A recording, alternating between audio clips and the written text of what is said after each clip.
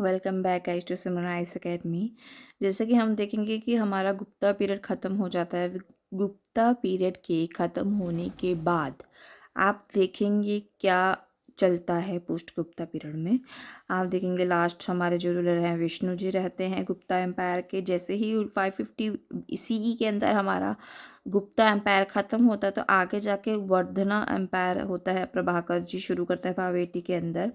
इसी time period पे मैथ्रियास, पुष्यभूतिस, मौखारिस जो है लेफ्ट गुप्ता पीरियड के अंदर आपको दिखेंगे।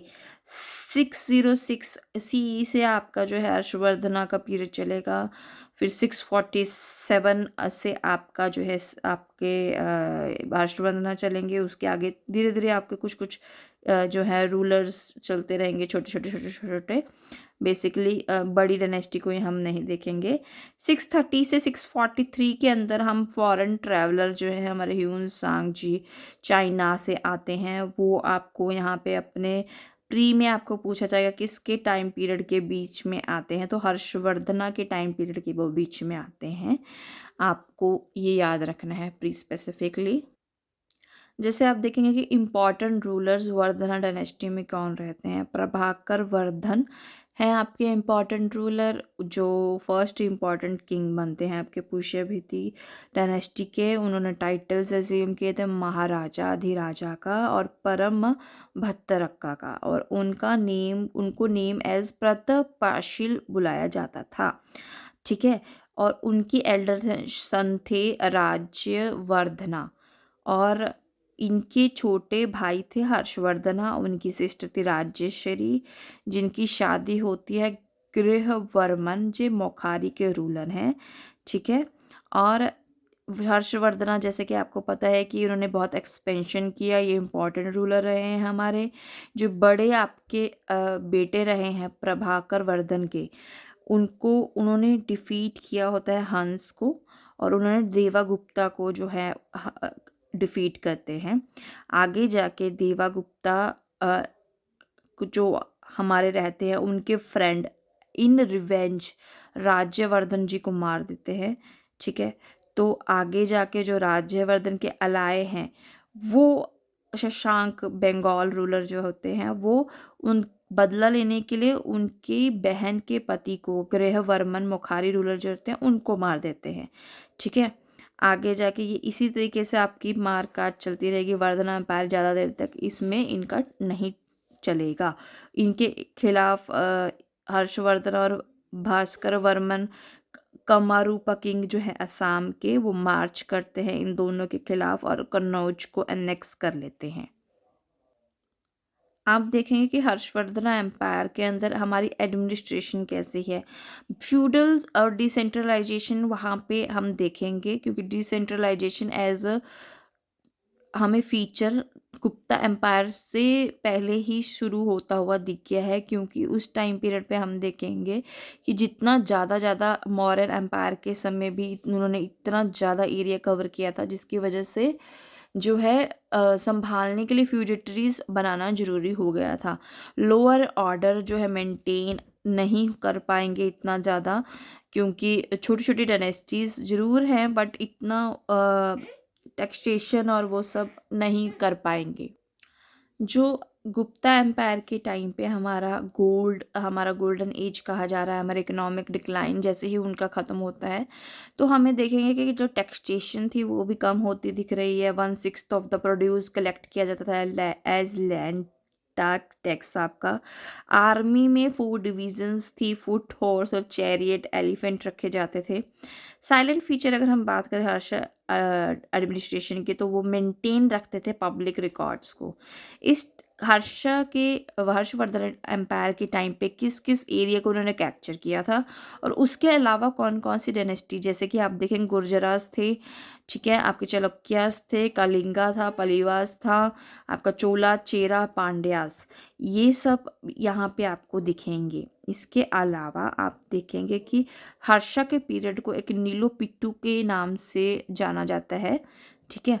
ट्रेड और कॉमर्स आपको जैसे पता है कि पोस्ट गुप्ता कम ही होता गया। लेक्स एक्टिविटीज़ आपको देखेंगे मर्चेंट के गिल्ड्स कम दिखेंगे, कोई लार्ज स्केल पे गुड्स नहीं होगा। कुछ एक आर्ट एंड कल्चर का अगर हम बात करें तो आर्ट में वो इतना ज़्यादा नहीं कुछ करेंगे।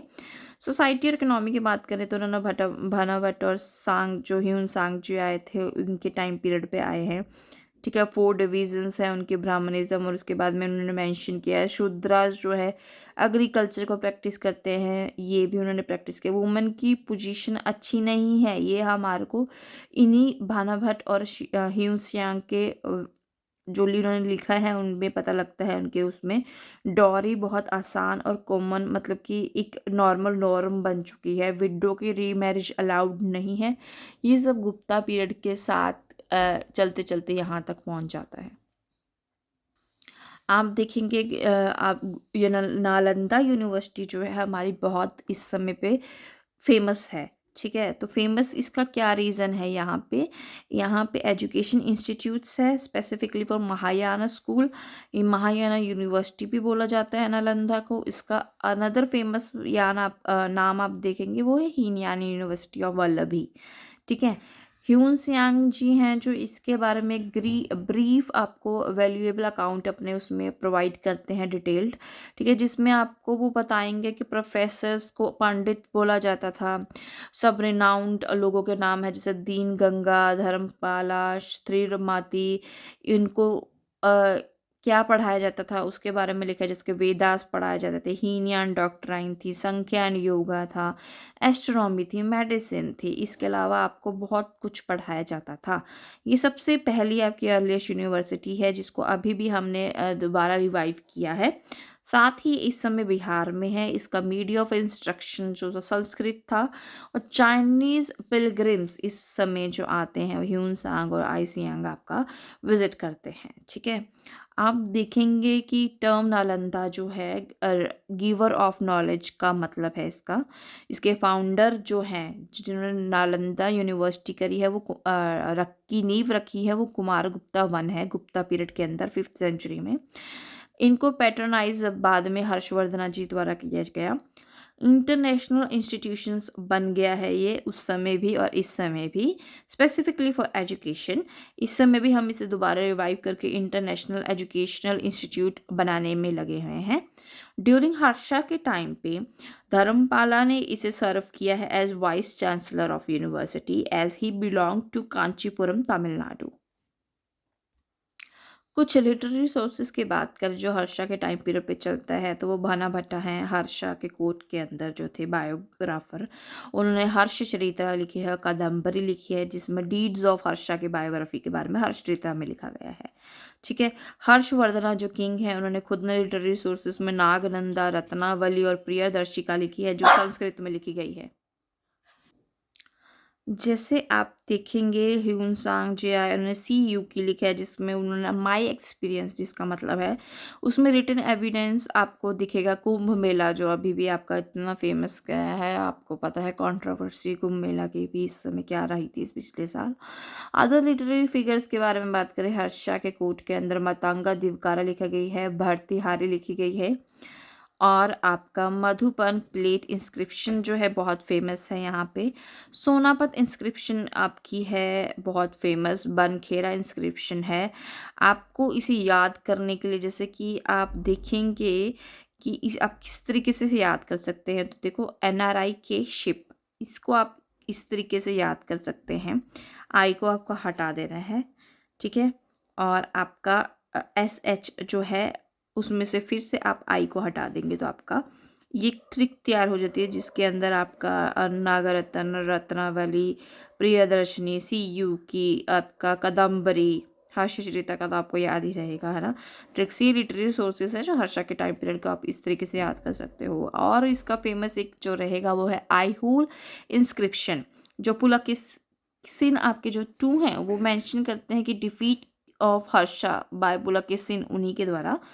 और ये इसके अलावा ह्यून सांग के अकाउंट्स में भी मेंशन है कि हर्षवर्धना जी है पुलकेशिन पुलकेशिन से हार जाते हैं। ठीक है, बेसिकली आपको इतना ही याद करना है, हमें इतना ज़्यादा डीप हमें प्री में एंशियंट हिस्ट्री में टर्म्स और इसके अलावा कुछ पूछा खास नहीं जाएगा। तब तक के लिए आप इसे रिवाइज कीजिए कि आप किस तरीके से याद कर सकते हैं इसे। और हमने एक ट्रिक भी जैसे आपको बताया, एनआरआई के शिप आई हटा देना है आपको, आपके जो लिटरेरी सोर्सेस हैं उसी से आपका आ जाएगा। आप इसको और बहुत अच्छे से तैयारी कीजिए और रिजल्ट लेके आइए। तब तक के लिए ऑल द वेरी बेस्ट।